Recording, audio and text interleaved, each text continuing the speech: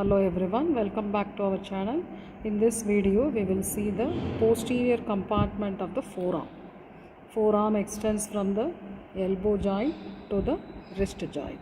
So this posterior compartment of the forearm consists of 7 superficial muscles and 5 deep muscles. In this video we will see the superficial and the deep muscles. So we are starting with the superficial muscle from lateral to medial. So this is the left forearm and this is lateral to medial.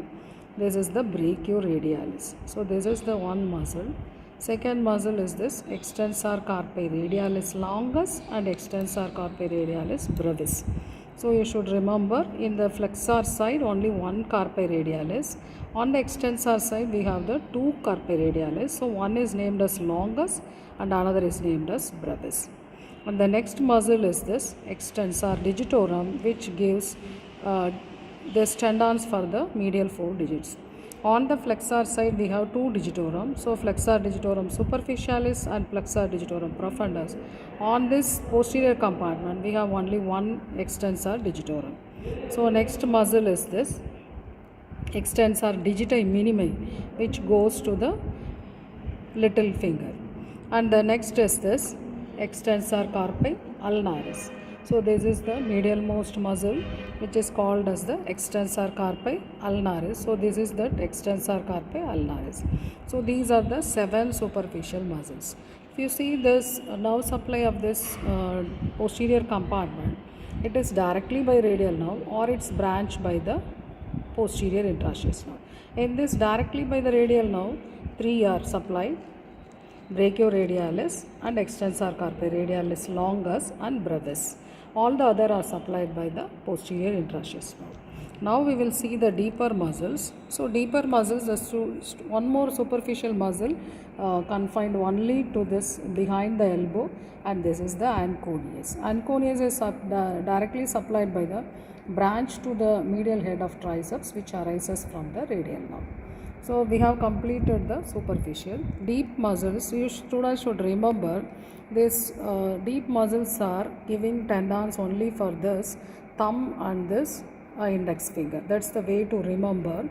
If you see this, so this is the deepermost muscles: abductor pollicis longus, extensor pollicis longus and extensor pollicis brevis, and one more will be going to this extensor indicis to the index finger. So this is the extensor indicis. So these 4 muscles we have to remember. They go to the thumb and to the index finger. One more deeper muscles we can't see in this view, but you should have seen in this. Okay, we can lift this. So you are seeing one more deeper muscles. So this is the supinator muscle, which is forming the floor of the cubital fossa, which is present in the front. So by piercing the supinator only, this posterior interosseous nerve enters the back of the, yes, you can see here. So this is the posterior interosseous nerve which pierces the supinator and enters the back of forearm to supply all these muscles. So I think you should have understood the muscles clearly. Again I will revise. So this is the triangle shaped ANCONEUS.